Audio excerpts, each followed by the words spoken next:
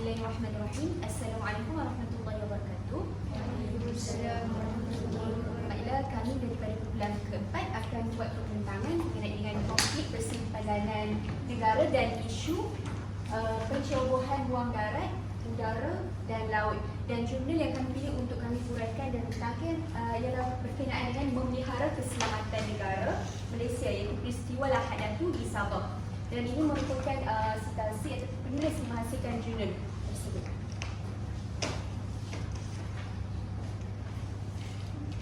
Okey, ini merupakan artikel ini. Okey, baiklah, saya akan menerangkan ekstrak dari jurnal tersebut. Okey, Malaysia mengamalkan sistem demokrasi dalam menjalankan pemerintahan. Bermaksud Malaysia mengamalkan sistem ini untuk memilih pemerintah.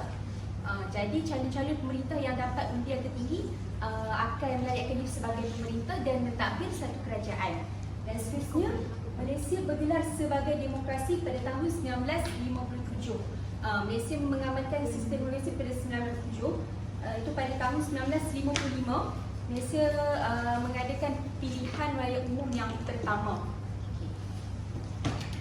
Yang seterusnya, Malaysia dikejutkan dengan peristiwa berdarah pada 13 Mei 1969 dan ini merupakan pilihan raya umum yang ketiga. Peristiwa ini menggambarkan rusuhan kaum dan meragut banyak nyawa dan kerosakan harta benda. PRU yang ke-13 iaitu peristiwa Lahad Datu yang kita akan bincangkan dengan lebih mendalam, yang mana melibatkan sekumpulan tentera Sultan Sulu dengan bersenjata. Dan baiklah, objektif jurnal ini akan menerangkan bagaimana kronologi peristiwa Lahad Datu berlaku dan apa kesan terhadap keselamatan negara kita. Dia nak kita nak jangan lepas saja dia kacau markah kita sini. Ini adalah pengenalan daripada jurnal tersebut. Yang pertama, sistem demokrasi bukan satu perkara yang pelik ataupun janggal dalam kalangan negara-negara yang mengamalkan sistem demokrasi. Contoh negara lain yang mengamalkan sistem demokrasi ialah Jepun, Filipina dan Thailand. Okey. PRU yang pertama dan PRU yang ketiga seperti yang saya terangkan sebentar tadi. Ini adalah fakta pada tahun daripada Berita Harian. Pada tahun 2018, Malaysia mendapat tempat kelima teratas yang mengamalkan sistem demokrasi yang terbaik berbanding dengan negara-negara lain. Sebab ada juga ada negara-negara yang tidak mengamalkan sistem demokrasi. Okey. Dan bagaimana peristiwa Lahad Datu ini memberi kesan kepada keselamatan negara kita? Ialah yang pertama, keselamatan negara kita terancam. Ini menunjukkan bahawa keselamatan negara tersebut, terutamanya kita khususkan kepada kawasan Lahad Datu lah, berada dalam kawasan yang tidak stabil dan mengancam kedaulatan negara kita. Dan yang kedua ialah kesan kepada ekonomi. Dan ini menyebabkan imej negara kita tercalar dekat negara-negara lain. Jadi para pelabur, pedagang akan lebih berhati-hati dan berfikir, perlukah mereka untuk datang ke Sabah untuk meneruskan dia punya perdagangan. Dan yang ketiga ialah masyarakat tempatan berada dalam ketakutan. Jadi peristiwa Lahad Datu ini akan menimbulkan kegusaran dan kegelisahan dalam jiwa penduduk-penduduk dekat Lahad Datu untuk meneruskan kehidupan seharian mereka. Yang keempat ialah perubahan dasar keselamatan. Jadi Malaysia ataupun dengan negara-negara lain ataupun lebih khususkan pada tentera-tentera ataupun polis perlu mengubah dasar baharulah untuk memperkuatkan lagi keselamatan, kawalan keselamatan dekat kawasan tersebut. Baiklah, seterusnya konsep keselamatan negara dalam jurnal tersebut, iaitu konsep ini menerangkan apa inisiatif dan cara untuk mencapai kebebasan daripada sebarang ancaman anasir luar. Okey, definisi keselamatan ini juga terbahagi kepada dua, iaitu yang pertama, strategik, kemerdekaan sebuah negara secara berkekalan.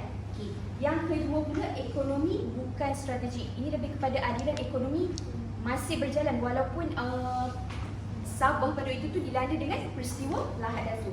Okey. Seterusnya, bagaimana untuk membentuk kesan keselamatan negara? Yang pertama ialah melalui mengadakan hubungan diplomatik untuk membentuk dasar keselamatan negara. Yang kedua ialah memperkukuhkan sumber ekonomi. Okey, kesimpulannya konsep keselamatan ini lebih kepada perlindungan negara. Senang cakap, apa inisiatif yang dilakukan oleh Malaysia untuk mempertingkatkan kawalan keselamatan dan sebaliknya. Ini merupakan latar belakang Sabah.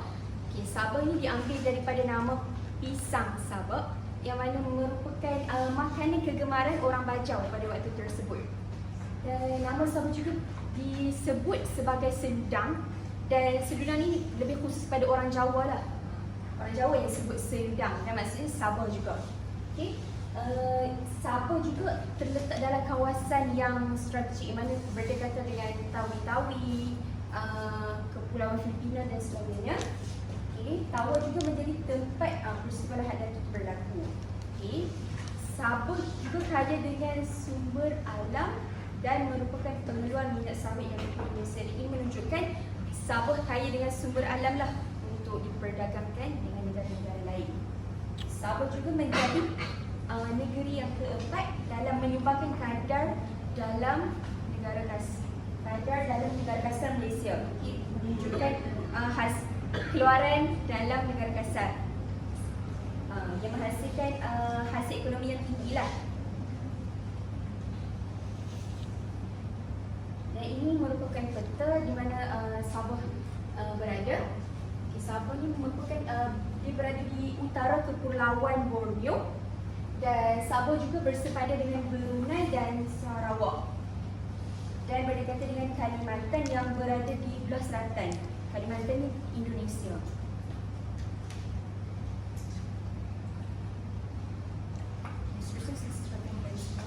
Baiklah, saya akan teruskan dengan peristiwa Lahad Datu, dan berikut merupakan beberapa rentetan peristiwa daripada Lahad Datu tersebut. Terdapat 13 rentetan peristiwa. Jadi yang pertama, kerapuhan struktur pertahanan negara. Mengapa Lahad Datu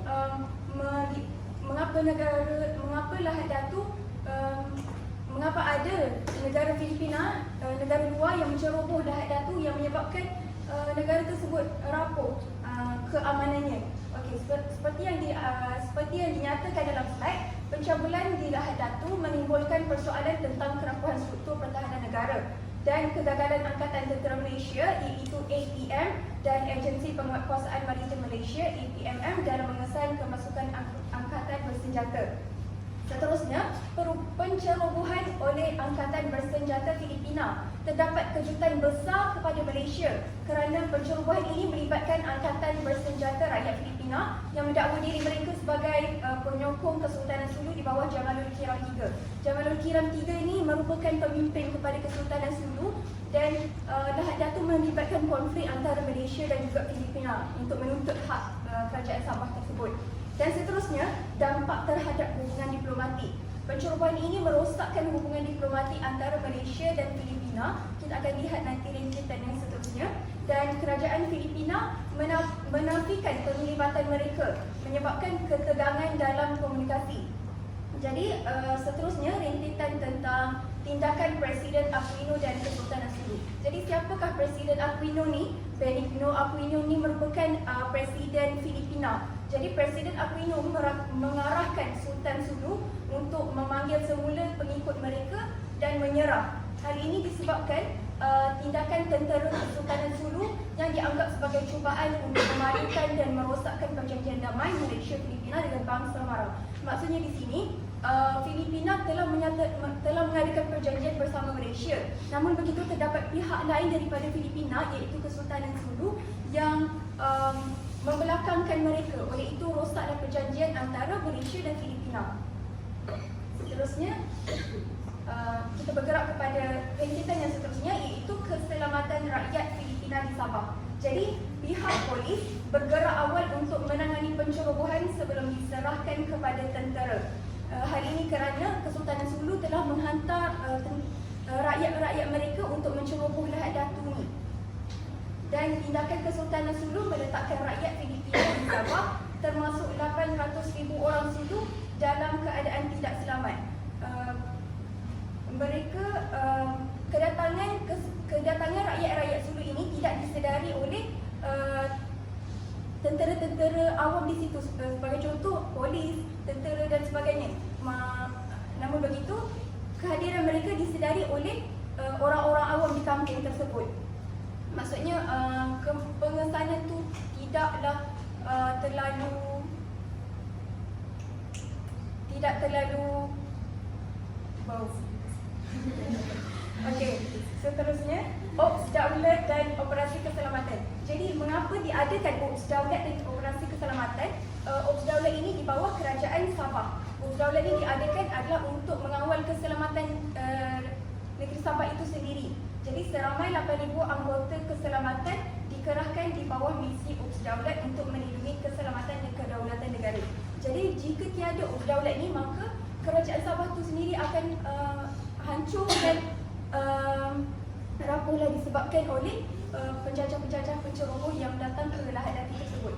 Operasi melibatkan penahanan hampir 600 orang termasuk 31 yang dibicarakan. Jadi kita dapat lihat betapa ramainya yang tertahan dan yang dibicarakan dalam pencerobohan, peristiwa pencerobohan ini. Dan seterusnya bergerak kepada pengorbanan dan kematian. Kejadian tersebut mengakibatkan pengorbanan seramai 72 orang, betapa ramainya. Dan termasuk 52 orang daripada pihak TKS. TKS yang dimaksudkan adalah Tentera Kesultanan Sulu dan 10 anggota keselamatan Malaysia dan 6 orang awam. Dan seterusnya, saranan untuk pertingkatan pertahanan. Disebabkan berlakunya pencerobohan ini, jadi Kerajaan Sabah ingin melaksanakan satu inisiatif untuk meningkatkan keselamatan negara mereka. Jadi kes pengalaman ini dapat menjadi asas untuk merancang peningkatan struktur pertahanan dan kecekapan dalam menghadapi ancaman serupa di masa depan. Dan kita bergerak pada pendudukan TKS dan ketiadaan pengetahuan awal. Pencerobohan oleh Angkatan Bersenjata Filipina ni gagal dikesan pada peringkat awal. Seperti yang saya katakan tadi, ATM iaitu Angkatan Tentera Malaysia, Agensi Penguatkuasaan Maritim Malaysia, ATMM dan polis, mereka tidak dapat mengesan kehadiran rakyat-rakyat dan Kesultanan Sulu ini. Okey, kejadian hanya dilaporkan oleh penduduk tempatan yang mulai merasa curiga terhadap kehadiran penceroboh. Hanya orang awam sahaja yang menyedari kehadiran mereka. Kaedah penyamaran dan penglibatan keluarga Kiram. Penceroboh menggunakan kaedah penyamaran dengan melibatkan golongan wanita dan warga tua, mengecoh pihak berkuasa. Maksudnya di sini, kehadiran mereka, rakyat-rakyat Sulu, mereka menyamar sebagai warga tua dan juga orang wanita supaya tidak diancam oleh penduduk Sabah itu sendiri. Dan penglibatan anak bekas ketua kampung Tangguh sebagai penyelaras tempatan bagi gerakan bersenjata Sulu, memberikan lapisan kepada keadaan yang membingungkan. Okay. Bergerak pada rangkaian yang seterusnya lagi, iaitu aktiviti migrasi penduduk Filipina di Sabah. Penduduk tempatan terdiri daripada mereka yang berketurunan Filipina, termasuk keluarga dan sahabat terdekat Kiram. Okay. Jadi walaupun Kiram ini berketurunan Filipina, tapi dia adalah pihak yang menceroboh, bukan yang mengadakan perjanjian untuk perdamaian. Dan migrasi penduduk Filipina di Sabah adalah kebiasaan dan aktiviti ini menjadi norma di beberapa kawasan utama seperti Lahad Datu, Sandakan dan Tawau. Jadi kita dapat lihat di sini kehadiran mereka sudah menjadi norma hidup bermigrasi berpindah randah daripada Filipina ke Sabah. Jika oleh itu kita dapat lihat jika terlalu biasa keadaan begitu, tidak selamatlah kerajaan Sabah ni. Maksudnya Sabah ni sering dimasuki oleh orang asing, orang luar. Dan seterusnya keterlibatan Raja Azimuddin Kiram. Siapakah Raja Azimuddin Kiram? Raja Azimuddin Kiram ini merupakan abang kepada Raja Muda Agamimuddin Kiram. Ini terdapat kesalahan taib menaik. Okay, jadi Agamimuddin Kiram terlibat dalam menyediakan keperluan dan kemudahan yang diperlukan oleh Tentera Kesultanan Sulu sebelum dan semasa pencerobohan. Maksudnya di sini mereka menyumbang, mereka membantu lagi pencerobohan itu menyemarakkan lagi pencerobohan tersebut. Bukannya mereka ingin berdamai, mereka menjalankan secara haram. Keahlian dan pengetahuan tempatan beliau sebagai nelayan di Lahad Datu menyumbang kepada keberjayaan pencerobohan. Oleh disebabkan mereka tahu susu galuh kerajaan Sabah, jadi peranan mereka ni amat membantulah untuk menceroboh Lahad Datu ni. Okey, dan poin yang terakhir iaitu pengaruh geostrategik dan jarak fizikal. Okey, Okey, apakah yang dimaksudkan dengan geostrategik? Dapat saya nyatakan satu analogi mengenai geostrategik. Kita ibaratkan seperti sebuah papan catur. Papan catur ada anak-anaknya tersendiri, kuda, gajah, king dan sebagainya kan. Dan papan-papan anak buah catur itu mempunyai peranan mereka sendiri. Mereka ingin menjayakan diri mereka dengan konsep yang tersendiri, menggunakan laluan ni, kalau yang kuda guna laluan tu. Jadi kita dapat lihat di sini negara-negara ni dia mempunyai peranan tersendiri lah untuk mempunyai cara tersendiri untuk menjayakan negara mereka. Dan jarak fizikal, keadaan perairan negara yang besar dan struktur fizikal Sabah membuat pengesanan pencerobohan menjadi sukar. Disebabkan perairan Sabah yang begitu besar, jadi sukar untuk mereka mengawal keselamatan negara Sabah tu. Dan jarak dekat antara Malaysia dan Kepulauan Filipina bersama dengan kekurangan penjagaan keselamatan menyumbang kepada keberjayaan pencerobohan. Dan yang terakhir di sini terdapat satu peta iaitu mengenai Sabah dan Filipina. Secara rangkumnya kita dapat lihatlah memang konflik ini antara Malaysia, Filipina dan juga Sabah yang ingin menuntut hak. Jadi kesimpulan daripada peristiwa Lahad Datu ni, pencerobohan ini disokong oleh disebabkan kebijaksanaan kaedah penyamaran yang seperti saya katakan tadi, warga tua dan orang wanita, keterlibatan keluarga kirap yang memihak kepada Kesultanan Sulu dan keadaan migrasi penduduk Filipina di Sabah yang saling berpindah randah. Kelemahan dalam kawasan keselamatan, geostrategi dan faktor jarak fizikal memainkan peranan dalam kegagalan pengesanan pada peringkat awal. Oleh itu, Kerajaan Sabah ini perlulah meningkatkan keselamatan mereka dari segi teknologi dan sebagainya. Jadi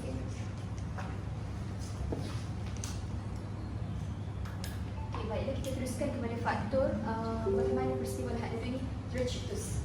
Baiklah, yang pertama ialah geostrategi dan geofizikal Sabah. Sekejap ya, tajuk awak ni konflik persebaran negara. Isu cuma orang. Okey, isunya orang kita dah pasal Lahad Datu. Fokus pada Lahad Datu. Okey, dah cerita kan? Sekarang awak masih lagi bercerita pasal peristiwa Lahad Datu. Faktor Tadi peristiwa. Peristiwa. Ini faktor-faktor pencerobohan ke apa ni? Baiklah, yang pertama ialah Tadi awak cerita pasal peristiwa Lahad Datu. Lapor ni sultan negara. Tadi kita dah tengok tentang jurnal ini, dia banyak berkaitan tentang Lahad Datu. Namun di bahagian bawah muka surat 155 sehingga 157 turut mempunyai faktor lain yang menyebabkan negeri Sabah turut terjejas. Antaranya kan seperti yang kita mulakan tadi, iaitu tajuk utama jurnal kita adalah disebabkan memelihara keselamatan negeri Sabah. Selain daripada peristiwa Lahad Datu ini juga, di dalam jurnal ini turut menerangkan perkara lain yang menjadi faktor negeri Sabah mengalami keselamatan yang agak bahaya. Selain daripada peristiwa Lahad Datu, di dalam jurnal tersebut juga menerangkan tentang peristiwa tuntutan bertindih seperti mana tuntutan Filipina terhadap Malaysia dan tuntutan Indonesia terhadap Malaysia, iaitu Sabah. Kalau kita lihat daripada peta yang di sini, kedudukan strategik seperti mana saudari Alfa telah terangkan tadi, sangat strategik dan geografik. Nampak di sini? Jadi ini menyebabkan negara Filipina dan Indonesia menginginkan Sabah. Jadi antara peristiwa yang ada dalam jurnal tersebut iaitu berkaitan dengan tuntutan sebahagian wilayah iaitu dari Kota Belud hingga ke Tawau. Ini adalah disebabkan Filipina menginginkan Sabah. Ini adalah tuntutan berkaitan kenapa dia nak Sabah. Contoh. Manakala Malaysia dan Indonesia pula dalam jurnal tersebut juga menerangkan ada tiga tuntutan bertindih yang mereka inginkan, iaitu Kepulauan Sipadan dan Legitan, Blok ND6, ND7 atau Blok Ambalek, dan last sekali pertikaian di Lembah Tarakan yang kaya dengan minyak. Seperti yang kawan-kawan saya dah terangkan tadi, Sabah ni banyak kelebihan dia. Disebabkan tu juga negara lain menginginkan Sabah dan kedudukannya yang agak strategik. Sebagai contoh, berkaitan Kepulauan Sipadan dan Legitan, kawasan ini sangat cantik dan banyak kelebihannya kan. Namun dalam jurnal ini tidak menerangkan secara teliti, tetapi melalui rujukan-rujukan yang saya telah baca, Kepulauan Simpanan Legitan ni tetap menjadi Malaysia sebab Malaysia mempertahankan. Sebab apa? Ketika diorang nak dapatkan simpanan Legitan ni, Kepulauan Simpanan Legitan ni, diorang dah bangunkan pulau tersebut. Manakala untuk pertikaian di lembah Tarakan yang kaya dengan minyak dan Blok N di 6 ni pula, kawasan ini mempunyai petroleum dan gas asli. Pada mulanya Malaysia punya, tiba-tiba Indonesia pun nak juga macam tu. Tapi namun akhir sekali Malaysia tetap pertahankan. Dia nak kawasan tersebut. Okey, faham? Okey. Seterusnya, dalam jurnal ini juga menerangkan tentang ini skip ambil ispak.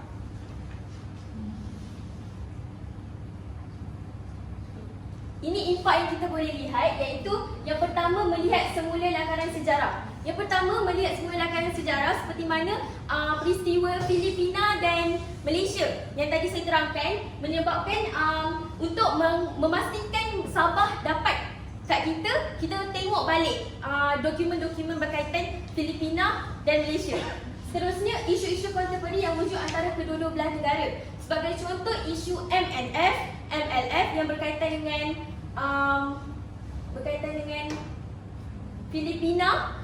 Jadi dia tengok balik betul ke dia punya isu-isu tu, agar kita boleh tengok balik untuk dapatkan Sabah semula. Selain itu, kesahihan isu-isu keselamatan zon sulur. Ini adalah slide yang sebelum ini, iaitu banyak pendatang-pendatang asing. Jadi banyak pendatang-pendatang asing menyebabkan keselamatan kita terancam. Oleh itu, kerajaan perlulah menaik tarafkan isu-isu keselamatan di Sabah. Seterusnya, isu-isu geosmantik dan keselamatan Sabah seperti Lanon, Mundu dan banyak lagi yang berlaku di Sabah. Oleh itu perlu diteliti semula oleh kerajaan. Selain itu, Agensi Keselamatan Malaysia dan PDRM, ATM dan APMM, iaitu agensi-agensi anggota keselamatan ini, dia meningkat tarafkan keanggotaannya supaya negeri Sabah dapat dijaga rapi.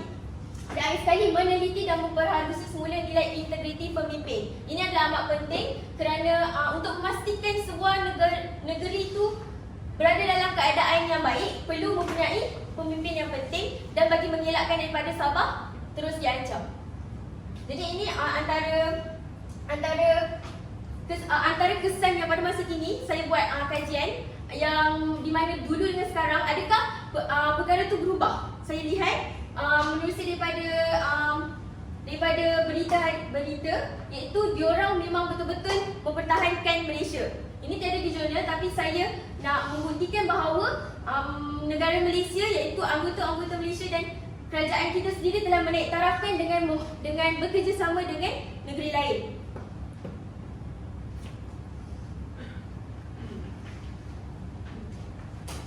Jadi jurnal review yang kami laksanakan adalah kelemahan di sini. Jurnal ini tidak membahaskan isu berkaitan ruang udara kerana tiada sebarang perkaitan. Tetapi ia melibatkan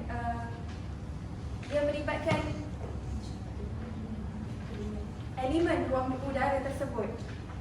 Contoh lain yang saya boleh berikan tentang isu ruang udara di luar jurnal, iaitu berkaitan pencerobohan pesawat Cina di ruang udara. Itu secara ringkaslah. Dan terdapat dua kesalahan bahasa. Yang pertama, yang boleh menyebabkan kekeliruan kepada pembaca. Yang pertama, dinyatakan dalam ni nama Aghimuddin Kiram, dan sepatutnya nama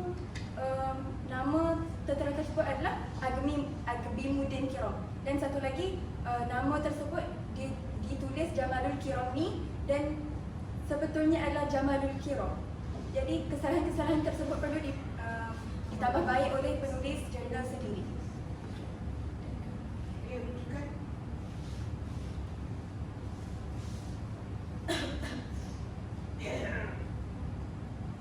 Betul kan rujukan awak tu? Kalau dia susun ikut objek. Ikut objek dan terusnya.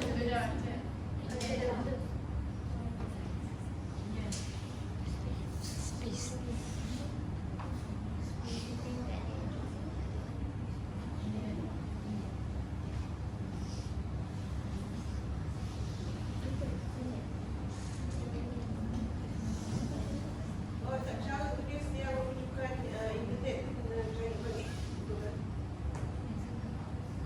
cepat. Betul kan?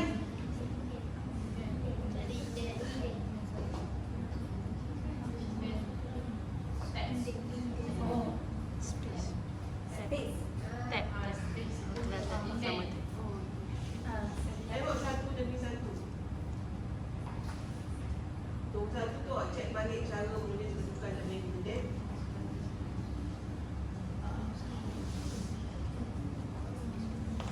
Ada nombor 3 tu apa? Huruf di awal perkataan sahaja yang huruf besar, selebihnya huruf kecil. Dan dicontohkan. Okey. Tuliskan.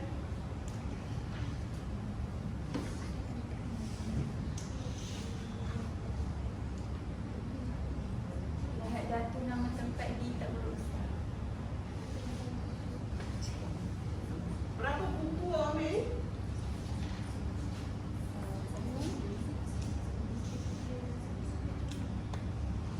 Satu je. Lain semua internet. Satu je betul. Ha? Satu je. Isu Yang selesai. pun lebih Ada tulisan berita. Rujukan berita ada juga berita. Ha? Rujukan berita. Tapi dekat artikel internet. Rujukan berita Ha? dekat internet. Buku tu satu tak cukup. Juga berita tu kadang tak berwasis. Jurnal ada apa? Isu persempadan ni. Isu Baik. percemburuan ni. Baiklah, pada pendapat saya, jurnal ini menerangkan lebih kepada kronologi lah bagaimana peristiwa lahad itu berlaku. Mula-mula bermula daripada pencerobohan yang dilakukan tentera Kesultanan Seru dengan menggunakan but pancung dan berpakaian ala celuring. Dan seterusnya kesan kepada keselamatan negara. Pada pendapat saya pula, jurnal ni dia pentingnya untuk sesebuah negara mengekalkan keamanan negara tersebut dan menjaga keselamatan negara yang lain. So, saya nak macam lagi orang. Pada pendapat saya pula, jurnal ini banyak lebih kepada kronologi lahad datuk. Namun bagi peristiwa-peristiwa lain untuk memelihara negeri Sabah ini tidak banyak. Jadi pengetahuan lebih kepada lahad datuk berbanding cara untuk memelihara negeri Sabah. Jadi pandangan awak jurnal ni apa nak tambah baik? Antara penambah baik yang boleh dilakukan mungkin meneliti daripada peristiwa lain selain daripada lahad datuk agar pengetahuan pembaca dapat mengetahui lebih dalam berkaitan cara untuk memelihara negeri Sabah. Okey, jurnal ni satu penulisan. Orang nak tulis apa pun dia boleh pasal. Contoh awak kata nak cerita pasal merokok. Awak kan cerita merokok dalam tu. Jadi maknanya bukan ke kalau awak nak tahu kawan Amerika, awak kena cari jurnal yang lain membaca. Sebab macam mana jurnal tu dia nak sumbat kawan yang banyak lahad datuk tu. Sebab dia lebih jurnalnya fokus pada lahad datuk kan. Jadi dia nampak kat sini fokus tu itu yang dia dapat bincangkan. Ya, kalau nak cari lain-lain masalah